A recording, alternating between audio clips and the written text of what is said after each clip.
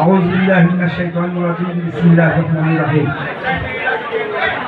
বাংলাদেশ জাতীয়তাবাদী দল বিএনপির চেয়ারপারসন সাবেক প্রধানমন্ত্রী দেশনেত্রী খালেদা জিয়ার আশুরা দোয়া মাহফিল ও ইফতার মাহফিল, এই উপলক্ষে আমরা সবাই আল্লাহর কাছে হাত তুলে মোনাজাত করব। আল্লাহুম্মা সাল্লি আলা সাইয়্যিদিনা ওয়া নাবিয়িনা শাফিঈনা হাবিবিনা মাওলানা মুহাম্মদ সাল্লাল্লাহু আলাইহি ওয়া আলিহি ওয়া সাহবিহি ওয়াসাল্লাম। আল্লাহুম্মা আমিন। ربنا ظلمنا أنفسنا وإن لم تغفر لنا وترحمنا لنكونن من الخاسرين اللهم رب ارحمهما كما ربياني صغيرا। আল্লাহ আমাদের এই মাহফিলকে আপনি কবুল করে নেন। আল্লাহ ইফতার অনুষ্ঠানকে আপনি কবুল করে নেন। আপনি সবসময় সুস্থতা দান করেন।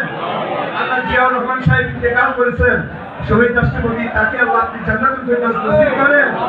আল্লাহ আরাফাত রহমান কবু সাহেব ইন্তেকাল করেছেন, তাকে আপনি জান্নাতুল ফেরদৌস নসিব করেন। আল্লাহ দায়িত্ব গ্রহণ করার তৌফিক দান করেন।